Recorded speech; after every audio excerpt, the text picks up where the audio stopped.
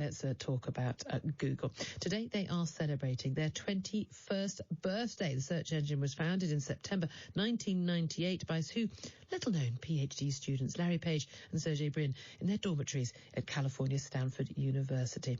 It has been the most extraordinary creation.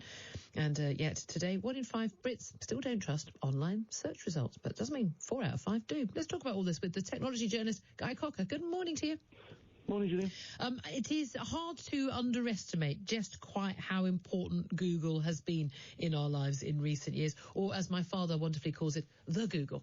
But how significant, explain, in terms of the tech world, in terms of, well, the ordinary world the rest of us live in, is Google?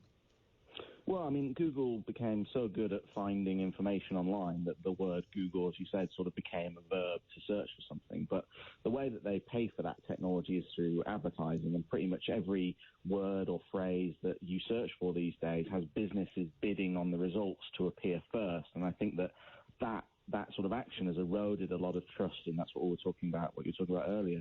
You know, a lot of that's fine. You know, you're searching for shoes online and you were going to go and head to Zara or H&M's website anyway. But there have been some really egregious examples recently. So at the end of the tax year in April, people searching for best ISA accounts, for example, would see the top results being totally unregulated accounts and investment opportunities, and Google was doing practically nothing to protect, you know, potential investors from these dodgy accounts. So I'm actually surprised it's not more than 1 in 5 that don't trust these. Yeah, I mean, that's the interesting thing. Yeah, I now instantly just scroll past the early results. I can remember someone saying that to me once in PR, if you really want to make sure that a secret is kept, make sure it comes up on the second page of a Google search, because no one ever gets that far. And especially now we're often searching not on a big screen at home, we're searching just on our phones.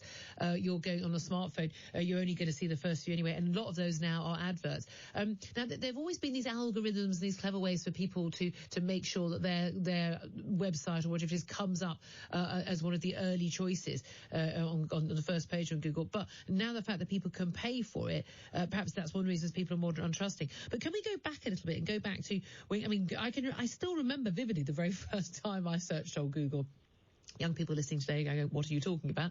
But obviously there were other search engines, and there are still other search engines. What was it that Google did differently that meant that we're looking like sort of, you know, VHS and Betamax, videos, aren't we? What did one company do differently? Was it a better product? Were they quicker? Were they more accurate? Or did they just advertise themselves better? How did they become effectively the monopoly search engine on our computers?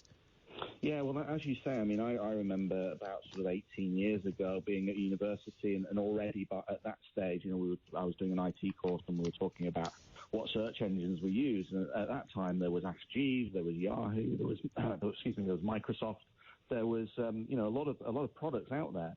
But Google just did such a good job in indexing the web at that stage. And the web at that stage, 18 years ago, was much, much smaller, and lots of different channels. Social media wasn't even a thing. So it was much easier to index at that stage.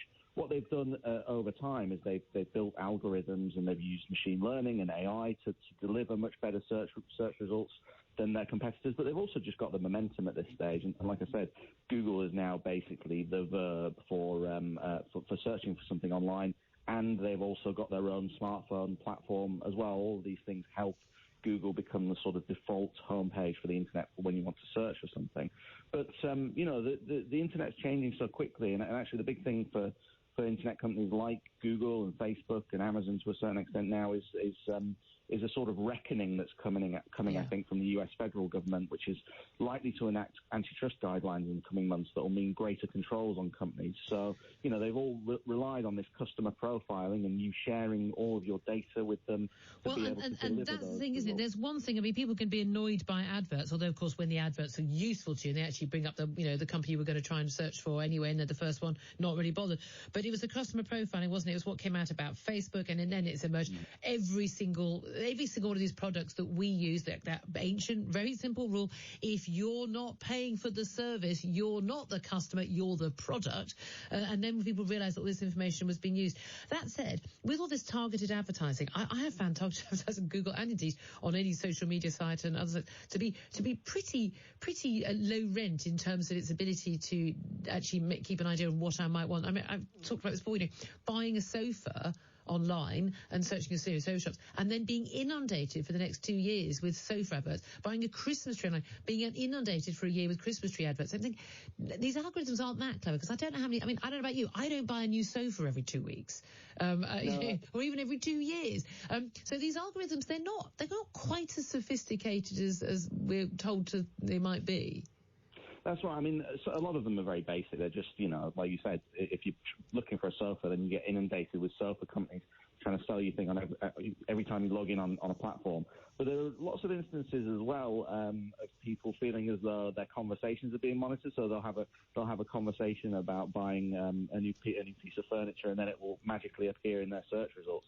I think that the algorithms that these companies use and the amount of data that they've got on you at this stage is just so good that they kind of are able to predict some buying habits. But I mean, the real concern for me from a news perspective is, the rise of these deep fakes and fake news as a term in general. So for anyone that doesn't know, deep fake is a highly convincing video that's been rendered to look as though it's real, but actually it isn't. And these are now becoming so convincing that most people would have a hard time spotting them. But again, machines are much more able to spot these fakes, and companies such as YouTube, which is owned by Google, and Facebook could be doing more to stop the dissemination of this. Do you think, inevitably, when we've seen the EU trying to control a lot of things, and Google searches and the like, do you think that we are going to see a lot more regulation of things like Google in the coming years?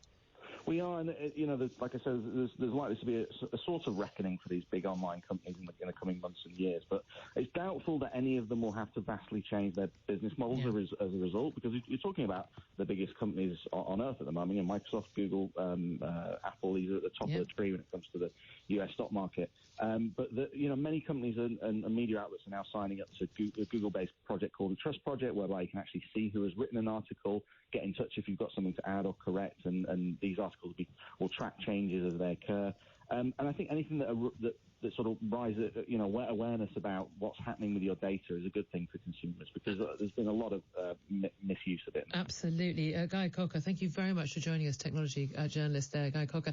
9:57 is the time I'm enjoying now. I'm sure you're a tech guy, aren't you, Mike? Actually, I'm surprisingly good at it, considering my age. I mean, people are quite surprised that I can make movies, edit them on my iMac. As opposed to my dad, who is a lot older than you, but he does say things like, "Do you want to check on the Google?" Yes, that's right. He once said to us, "Do the Google." Or the internet. Tinterweb. I always refer to Tinterweb, which really upsets my 12-year-old. I barely got to see you this week because you've been out at College Green.